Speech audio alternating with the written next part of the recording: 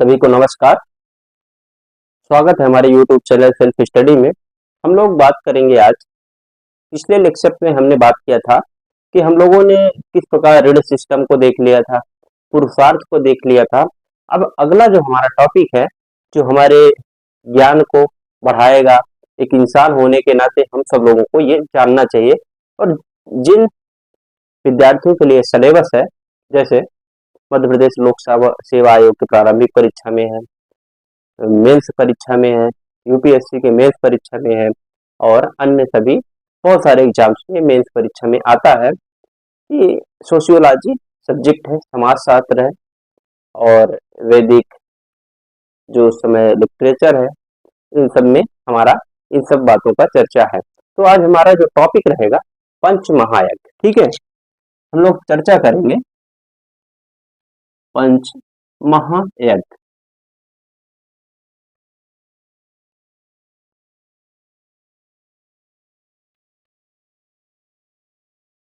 अब आप लोगों को पंच महायज्ञ से समझ में आ गया होगा। पंच मतलब 5, यज्ञ मतलब यज्ञ।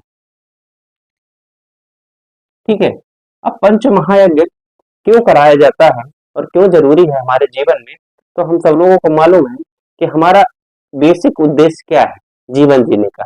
हमारा बेसिक उद्देश्य यही है कि हमारे जीवन में सुख, शांति, समृद्धि, बल, हमारा दिमाग, हमारा मानसिक स्थिति, हमारा शारीरिक स्थिति सब कुछ बहुत बढ़िया चले। इसीलिए हम लोग इस जीवन में मतलब सब लोग जी रहे हैं और ये उम्मीद के साथ ही जी रहे हैं। ठीक है, तो पंच महायज्ञ करवाने का हमारा मेन उद्देश्य क्या है? सुख, शांति, समृद्धि एक्सेट्रा। सब लोगों को हम लोग को मालूम है, जो जो भी हमारे दिमाग में चलता है कि हमारे जीवन में ये हो जाए, अल्टीमेटली खुशी, शांति, सुख ये हो जाए। इसीलिए हम लोग जीवन में पंच महायज्ञ को करवाना जरूरी होता है। ठीक है, अब ये पंच महायज्ञ क्या है, ये हिंदू धर्म में मेनली बताया गया है। ठीक है, तो हम लोग देख रहे हैं, हम लोग को मालूम है हमारे हिंदू धर्म में 4 वेद होते हैं, ऋग्वेद, सामवेद, यजुर्वेद, अथर्ववेद। तो ये है यजुर्वेद। ठीक है, अब यजुर्वेद के अंतर्गत आता है शतपथ ब्राह्मण। ठीक है, शतपथ ब्राह्मण ग्रंथ होता है। ठीक है, अब और आपने ये आपको पता है कि मनुस्मृति। ठीक है, मनुस्मृति मनु ने लिखा और उसमें बहुत सारे हमारे रूल्स रेगुलेशन जो हिंदू धर्म में रीतियां हैं, कुरीतियां हैं, ये बहुत डिबेट का चैप्टर है। लेकिन यजुर्वेद के शतपथ ब्राह्मण में लिखा हुआ है पंच महायज्ञ के बारे में। क्या क्या लिखा हुआ है हम लोग आगे इसमें बात करेंगे। ठीक है, तो हमने बता दिया पंच महायज्ञ का मतलब होता है कि सुख सुविधाओं की प्राप्ति के लिए किया गया जो यज्ञ होता है। ठीक है, अब इसमें हम 5 तरीके के यज्ञ की चर्चा कर लेते हैं। ठीक है, 5 महायज्ञ, 5 इसके लिए हम लोग बना लेते हैं। ये ये सब लोग को आप लोग मालूम है, पंचभुज बन गया। इसलिए हम लोग पांचों महायज्ञ को बहुत आराम से समझेंगे। तो हम लोग पहले लिख देते हैं। ठीक है, पितृ पितृ महायज्ञ। ठीक है, अंग्रेजी में भी इसको पितृ महायज्ञ ही लिखेंगे। ठीक है, फिर ब्रह्मा महायज्ञ। ठीक है, उसके बाद देव महायज्ञ और एक और आपका आता है पितृ महायज्ञ, ब्रह्म महायज्ञ, देव महायज्ञ और बाल वैश्य। ये थोड़ा बलि वैश्य यज्ञ। ठीक है ना, बलि वैश्य देव यज्ञ, देव यज्ञ, यज्ञ आप जोड़ लीजिए महायज्ञ। ठीक है ना, बलि वैश्य देव महायज्ञ।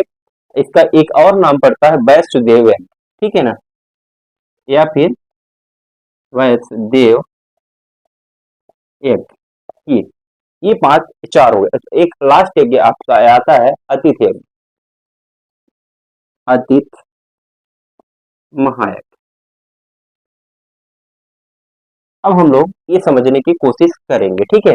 ये हमारा, इसको डायग्राम आप एग्जाम में लिखने के लिए तो आप ऐसा करके बना सकते हैं, ठीक है।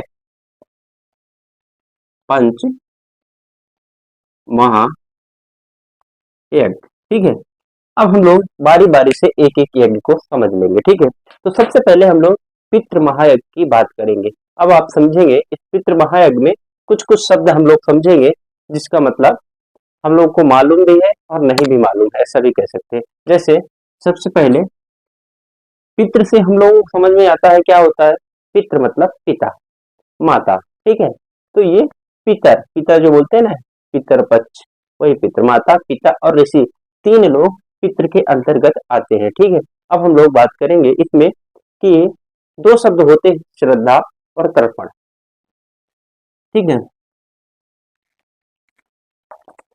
श्रद्धा और तर्पण, आप लोगों को श्रद्धा, श्रद्धा नहीं, श्राद्ध कह लीजिए, ठीक है। तो इसमें हम लोग बात करेंगे, ठीक है। सबसे पहले श्राद्ध। अब श्राद्ध क्या होता है, तो आप लोग बोलेंगे जो मरने के बाद भोजन खिलाया जाता है वो श्राद्ध कहलाता है। नहीं, इसका मतलब बिल्कुल भी ये नहीं है श्राद्ध का मतलब कि मरने के बाद या फिर मृत्यु होने के बाद। मैं बता रहा हूँ, श्राद्ध का सीधा मतलब ये होता है कि श्रद्धा पूर्वक किया गया काम।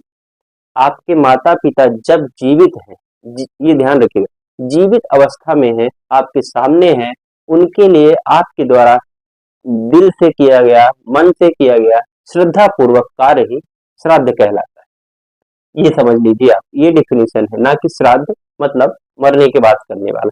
तो श्राद्ध हमेशा जीवित रहने पर किया जाता है, ये मनुस्मृति में भी लिखा है, ठीक।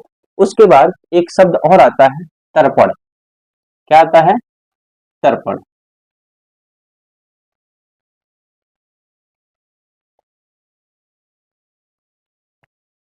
तर्पण का मतलब आपके दिमाग में तुरंत आ गया होगा कि जब व्यक्ति की मृत्यु हो जाती है तो उसके लिए हम तिल और पता नहीं क्या लेके नदी में जाके तर्पण किया करते हैं कि हमारे पितर तर जाएंगे। नहीं, उसका मतलब तर्पण ये नहीं है।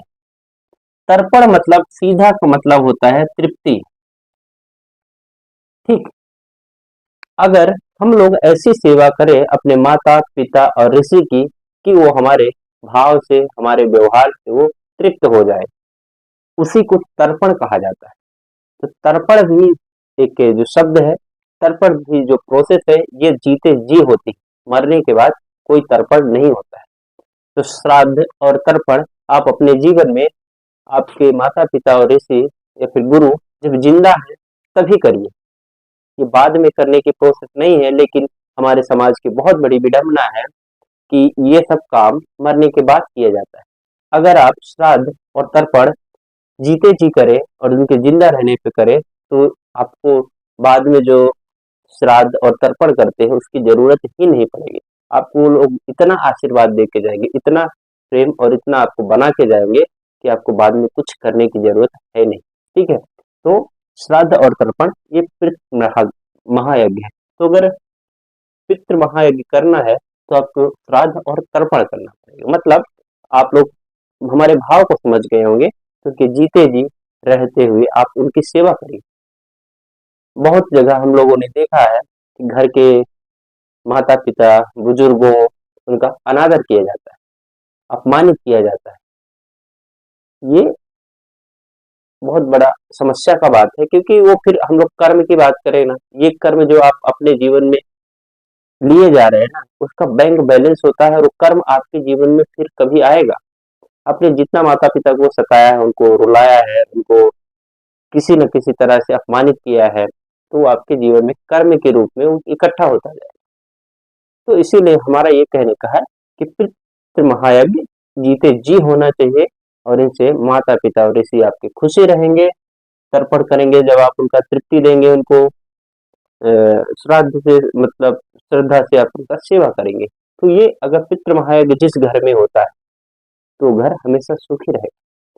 कोई उनके पति पत्नी में लड़ाई नहीं होगी, कोई भाई बहन में लड़ाई नहीं होगी, कोई बच्चों से लड़ाई नहीं होगी। ये बहुत जिस घर में होता है, और समझ लीजिए जिस घर में इस तरह के युद्ध महाभारत चलते रहते हैं, मतलब पितृयज्ञ नहीं किया गया है और अच्छे से नहीं हो रहा है, ठीक। तो पितृ महायज्ञ आप समझ गए होंगे, ठीक है। दूसरे बात में हम आते हैं ब्रह्म। अब ब्रह्म महायज्ञ को समझने से पहले हम कुछ बातों पे चर्चा कर लेते हैं, ठीक है। हम बात करेंगे कि हम लोगों ने देख लिया पितृयज्ञ, उसके बाद ब्रह्म यज्ञ की बात करते हैं। तो ब्रह्म यज्ञ क्या कहलाता है, हम सब लोगों को देखना पड़ेगा। तो हम लोग जानते हैं कि हमारे जीवन में क्या क्या जरूरी है। जानते हैं जड़ तत्व होता है, सब लोगों को मालूम है। जड़ तत्व का ये मतलब है सीधा सा पेड़ पौधे, ये भौतिक चीजें, ठीक है। अब जड़ तत्वों से भी ज्यादा उच्च स्थान किसका है, मनुष्य का है, ठीक है। आप लोग एग्री करते हैं, मनुष्य का है। उसके बाद इनसे भी ज्यादा उच्च स्थान पितर का है। पितर मतलब माता पिता और ऋषि, ठीक। इसके बाद फिर पितरों से भी ज्यादा स्थान किसका बड़ा है, देव का, ठीक है। देवों से भी ज्यादा बड़ा स्थान है ईश्वर का, और ईश्वर से भी बड़ा स्थान है किसका, ब्रह्म का। ये आप समझ रहे हैं। तो ब्रह्म यज्ञ में यही है, जड़ तत्व पेड़ पौधे, मनुष्य पितर देव ईश्वर और ब्रह्म, ठीक है। तो हम लोग ब्रह्म महायज्ञ में यही बात करेंगे कि ब्रह्म को किस प्रकार से हम अपना सर्वोच्च दे सके, अपनी जो क्या बोलते हैं श्रद्धा किस प्रकार अर्पित कर सके, तो उसको हम ब्रह्म महायज्ञ के अंतर्गत पढ़ेंगे, ठीक है। तो ब्रह्म महायज्ञ के अंतर्गत यही है, ब्रह्म मतलब ईश्वर, ईश्वर को हम किस प्रकार से खुश रख सकते हैं जिससे वो हमारे ऊपर कल्याण करे। तो हम लोग देखते हैं कि क्या होता है, वेद पुराण रामायण ये सब हम हिंदू धर्म के धार्मिक ग्रंथ है, और इनके ही स्टडी से, इनके ही स्व अध्याय से और इनके ही ज्ञान लेने से और ज्ञान को प्रवाहित करने से ही हमारा क्या होगा कि ब्रह्म महायज्ञ पूर्ति होगा। जैसे हम लोग देखते हैं कि हमारे घरों में घर के बड़े बुजुर्ग, घर के सयाने लोग जो भी पहले क्या करते थे, आज भी कई घरों में ये चलता है, रामचरितमानस का रोज पाठ चलता है। आप गांव में 4 घर से आपको दोपहर को आवाज आएगी। हमारे दादाजी हुआ करते, छोटे दादाजी, तो वो हमेशा रामचरितमानस का पाठ किया करते थे, और एक पर्टिकुलर टोन में, और गजब का मतलब दोपहर का एक माहौल ही अलग होता था। तो हम लोगों को भी एक प्रेरणा मिलती थी कि आखिर रामचरितमानस में है क्या। जबकि हम लोग छोटे छोटे हुआ करते थे, तो गर्मियों की छुट्टियों में हम लोग क्या करते थे कि नहा धो के हम लोग भी उनको कॉपी करने की कभी कभी कोशिश करते थे, और दोपहर में 1 घंटे उसको पढ़ते थे। वहीं से हम लोगों ने जो ये रामायण की कहानी वहीं से हम लोगों ने जानी है।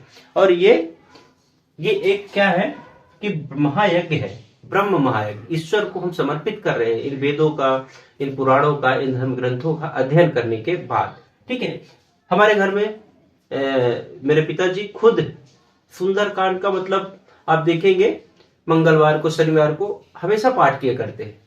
हम लोग खुद नहीं, इतना एक्टिव नहीं है पाठ वाठ करने में, लेकिन पिताजी मेरे हमेशा करते थे। क्यों? क्यों? ब्रह्म महायज्ञ का एक पार्ट है। भले ही उन लोगों किसी को ये मालूम नहीं है कि हम क्या कर रहे हैं, हम किस लिए कर रहे हैं, लेकिन उनको ये जरूर मालूम है कि हम अच्छा काम कर रहे हैं और इससे ईश्वर प्रसन्न रहेंगे, और ईश्वर प्रसन्न रहेंगे तो हमारे परिवार को, हमारे समाज को, हमारे देश को, हमारे संस्कृति को और हमारे आसपास सबको सुखी रहेंगे और खुश रखेंगे। ये उनको जरूर मालूम है, और ये ब्रह्म महायज्ञ के अंतर्गत आता है, ठीक है। तो ये मतलब वेद पुराण और इनका सबका अध्ययन करना। इसके क्या क्या तरीके, जैसे शाम को नहा धो के, सुबह हाथ मुंह धो के, नहा धो के, मतलब इंसान को एक आरती करना चाहिए, स्तुति करनी चाहिए, ईश्वर को धन्यवाद देना चाहिए। इससे हमारा ब्रह्म महायज्ञ पूरा होता है। इससे होता क्या है कि हमारे घर में जो शांति बनी रहती है, हमारे घर में समृद्धि हमेशा बनी रहती है। इसमें कोई दो राय नहीं है कि इन सब चीजों से सकारात्मकता आती है। जैसे हम लोगों ने देखा है कई बार कि जो व्यक्ति कुकर्म करके आएगा, दुष्कर्म करके आएगा, वो व्यक्ति इन सब चीजों से बहुत दूर रहता है। उसको रामायण, रामचरितमानस, वेद पुराण दे दो ना, वो खुद डरेगा। और जो व्यक्ति नहीं डरेगा, दैट मीन्स वो ब्रह्म महायज्ञ में विश्वास करता है और इससे उसकी चीजें अच्छी रहेंगी। और जो व्यक्ति अगर मान लीजिए गलती से भटकाव चला भी गया है, अगर वो व्यक्ति इन सब चीजों का अध्ययन करने लगेगा, इनका ज्ञान बांटने लगेगा, तो अपने आप वो सकारात्मक हो जाएगा। कुल मिला के ब्रह्म यज्ञ हमारा यही कहता है कि इन सब चीजों को पढ़ना और एक यज्ञ करना। ठीक है, फिर आता है देव महायज्ञ। अब देव महायज्ञ का मतलब ये होता है, देव हमारे संसार में, हमारे भौतिक संसार में 5 तरीके से देव उपस्थित है। जड़ रूपी आकाश, मिट्टी, हवा, पानी और अग्नि। ठीक है, तो हम सब लोगों को मालूम है पंचतत्व होता है, चित जल पावक गगन समीरा। हमारा शरीर ही बना है, तो आकाश, मिट्टी, हवा, पानी और अग्नि 5 तरीके से ये जड़ तत्व है जो देवी रूप में है।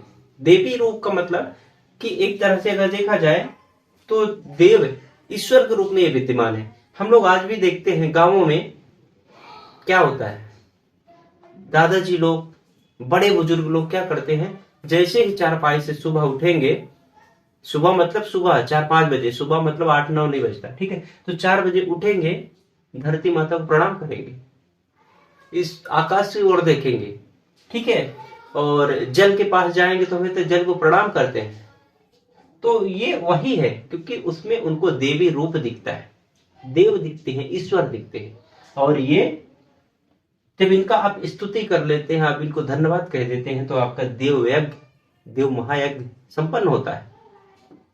और मनुस्मृति में कहा गया है कि देव महायज्ञ को मेनली करने के लिए क्या होता है, जिस प्रकार हमारे शरीर में मुख होता है कोई भी अन्न ग्रहण करने के लिए, पालन पोषण अपने शरीर को करने के लिए, उसी प्रकार इन जो जड़ रूपी देव हैं, इनका मुख होता है अग्नि, और अग्नि से इनको जो भी आप देंगे तो उसका अपने जीवन में भरण पोषण करेंगे और हमें समृद्धि देंगे। तो अग्नि इनका मुख है। किनका? आकाश, पाताल, मिट्टी, हवा, पानी, देव, ईश्वर, सबका मुख कौन सा है? अग्नि के माध्यम से जाता है। जैसे हम लोगों ने देखा है कि यज्ञ किए जाते हैं तो अग्नि कुंड बनाया जाता है, कोई भी हवन किया था अग्नि कुंड बनाया जाता है।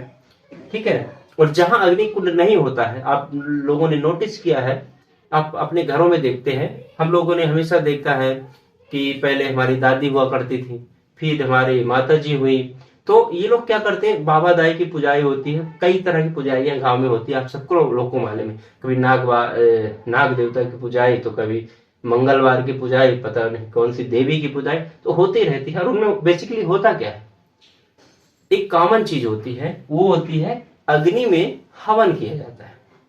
अग्नि में हवन जो भी हमारे घर में मौजूद होता है, गुड़ हो गया, घी हो गया, जवा हो गया, तो और जो भी उस दिन बनता है, पपड़ी सपड़ी पूड़ी, तो वो सब इसमें अग्नि में हवन किया जाता है। और हवन का मतलब यही है कि हम देव महायज्ञ कर रहे हैं, मतलब ये सारी चीजें देवों को समर्पित हो रही है। ठीक है, तो ये हम देव महायज्ञ के अंतर्गत होता है, अग्नि मुख होती है। ठीक है, और हम लोग देखते हैं कोई भी बड़ा यज्ञ होता है, धर्म यज्ञ होता है, तो ये 7 तरीके की लकड़ियां होती हैं, आप सब लोगों को मालूम है। 7 तरीके की लकड़ी होती हैं जिनका हम मेनली यज्ञ में, हवन में इस्तेमाल करते हैं। जैसे सब आप लोगों को मालूम है, पीपल हो गया, आम हो गया, जामुन, एक होता है ढाक, जींट, और एक समी। कितनी हो गई? 1 2 3 4 5 6, क्या छूट गया भाई? पीपल, आम, जामुन, ढाक, जींट, समी और बड़ मतलब बरगद। जब घर में या फिर गांव में कभी भी कोई भी कार्यक्रम होता तो कोई यज्ञ हवन होता था तो हम लोग देखते थे पंडित जी हमेशा खा जाते कहते थे छोटे बच्चों को जाओ लकड़ी लेके आओ, तो हम लोग कोई भी लकड़ी उठा के नहीं लाते थे। ये हमारे दिमाग में बसाया गया था और अच्छी बात थी कि इन सब चीजों से, क्योंकि इनका एक साइंटिफिक रीजन भी होता है कि इनकी जो लकड़ी होगी उससे जो जलेगा उससे क्या पदार्थ निकलेगा, क्या कीटाणुओं का नुकसान होगा, ये आप लोग साइंस में देखेंगे। ठीक है, तो ये सारी औषधीय लकड़ियां लगभग। ठीक है, तो पीपल आम जामुन ढाक हम लोग ये सब ढूंढ के लाते थे, कभी बांस कभी लता कभी जाम नीम ये सब नहीं लाते थे। तो ठीक है, तो ये 7 तरह के लकड़ी होते हैं जिनसे देव महायज्ञ किया जाता है, अग्नि में हवन कुंड किया जाता है। ठीक है, तो ये देव महायज्ञ के बारे में हम लोगों ने जाना और इसका अल्टीमेटली क्या होता है, हैप्पीनेस सुख समृद्धि हमारे जीवन में बनी रहनी चाहिए। फिर एक आता है चौथे प्रकार का बलि वैश्य देव यज्ञ। यानी बलि मतलब आप समझ रहे होंगे, बलि मतलब मुर्गा बकरा पशु बलि नर बलि ये नहीं है। ठीक है, ये लोगों ने पता नहीं कैसे ये बना लिया है, केवल हमारे वेदों में हमारे पुराणों में यही है, शास्त्रों में यही लिखा गया है। बलि मतलब कुछ चढ़ाना। जैसे 2 तरीके से बलि वैश्य देव यज्ञ को संपन्न किया जाता है, वैश्य देव यज्ञ को संपन्न किया जाता है। जैसे एक होता है हमारा गृह अग्नि, गृह अग्नि, और दूसरा होता है अन्न। ठीक है, गृह अग्नि मतलब आप लोग समझिए, गृह अग्नि मतलब जैसे खाने के पहले आप गांव में या फिर अभी शहरों में भी कई लोग जहां बड़े बुजुर्ग लोग हैं वो खाने के पहले क्या करते हैं, एक अग्नि होती है उसमें जो भी खाना जो भी भोजन रहता है उसको पहले चढ़ाते हैं और सभी देवताओं को स्तुति करते हैं कि लीजिए आप पहले प्रसाद पाइए फिर हम शुरू करते हैं, क्योंकि आप इसके देने वाले हैं ईश्वर। ठीक है, तो ये गृह अग्नि मतलब घर में अग्नि के रूप में इस तरह से ये बलि वैश्य महायज्ञ को संपन्न किया जाता है। और जैसे किसी घर में कोई फंक्शन होता है तो कभी ऐसा नहीं होता कि बारात पंगत को पहले खिला दिया जाए, नहीं, हमेशा अग्नि को चढ़ाया जाता है। ये देव महायज्ञ में हमने देख लिया है। तो ऐसे ही बलि वैश्य देव अग्नि है, गृह में घर के अंदर जो अग्नि होती है उसमें हम लोग देते हैं। ठीक है ना, कुछ न कुछ जो भी हमारे उसमें बनता है। ठीक है, ये गृह गृह अग्नि कहलाती है। ठीक है, उसके बाद मतलब भोग लगाना इसको कहते हैं। फिर एक होता है वो अन्न, सिद्ध अन्न कहते हैं बेसिकली इसको, सिद्ध अन्न। अब सिद्ध अन्न का मतलब कि बिखेरना। हम लोगों ने देखा होगा कि हमारे घरों में क्या करते हैं, छत में घर के कोने में घर के ऐसे गार्डन में द्वार में छींट देते हैं गेहूं चावल जो भी अन्न है। क्यों, उसको पशु खाएंगे पक्षी खाएंगे छोटे जानवर खाएंगे और उनका कल्याण होगा, क्योंकि वो हमारे भरोसे हैं। हमको मनुष्य बनाया गया है घर, तो हमारे उनकी रक्षा करना हमारा काम है, भक्षण करना हमारा काम नहीं है।